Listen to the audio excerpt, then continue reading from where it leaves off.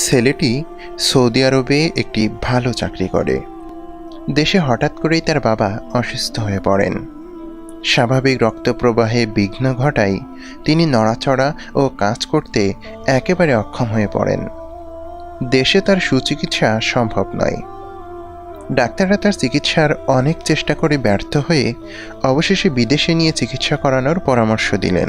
তারা জানিয়ে দিলেন সেখানে রোগী সুস্থ হওয়ার সম্ভাবনা বেশি, তবে তিনি কখনোই তার আগের অবস্থায় ফিরে যাবেন না। তিনি আজীবন শয্যাশায়ীই থাকবেন।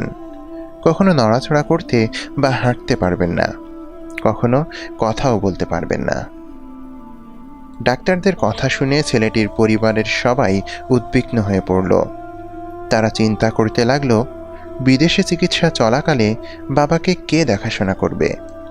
এত দীর্ঘ সময় কে তার সাথে বিদেশে পড়ে থাকবে? সবারই তো কাজ আছে।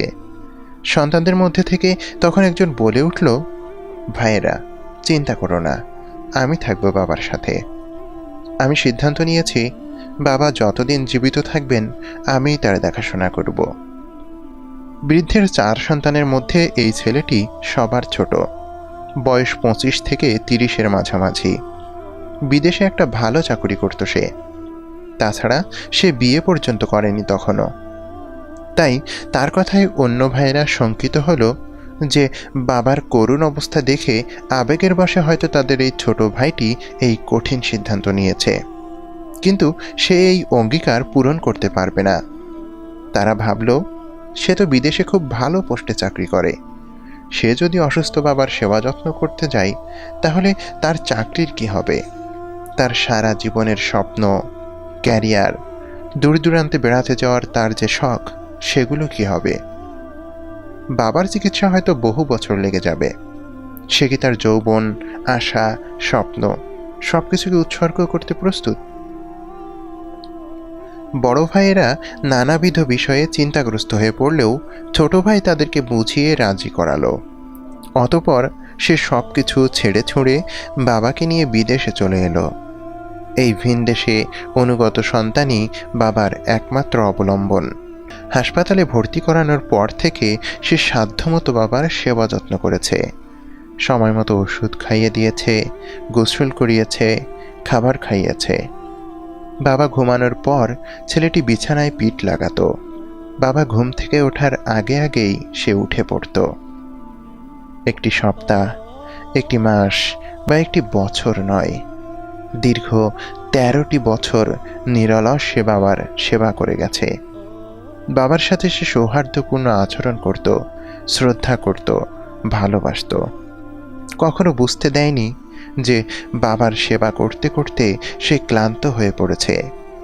এক মুহূর্তের জন্যও ক্লান্তি বা বিরক্তির ছাপ তার মুখে ফুটে ওঠেনি। বাবাও ছিলেন সন্তানের প্রতি কৃতজ্ঞ, কিন্তু কথা বলতে অক্ষম হওয়ায় তিনি কখনোই নিজের কৃতজ্ঞতা প্রকাশ করতে পারেননি।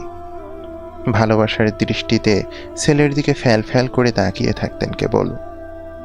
এভাবে অসুস্থতায় ভুগতে ভুগতে একদিন তিনি মারাই গেলেন। হাসপাতালের ডাক্তার থেকে নার্স, আয়া থেকে বুয়া, সবাই ছেলেটিকে চিনত। দীর্ঘ 13 বছর ধরে সে বাবার সেবায় আত্মনিয়োগ করে আছে। এই হাসপাতালের ইট পাথরও সম্ভবত তাকে চেনে।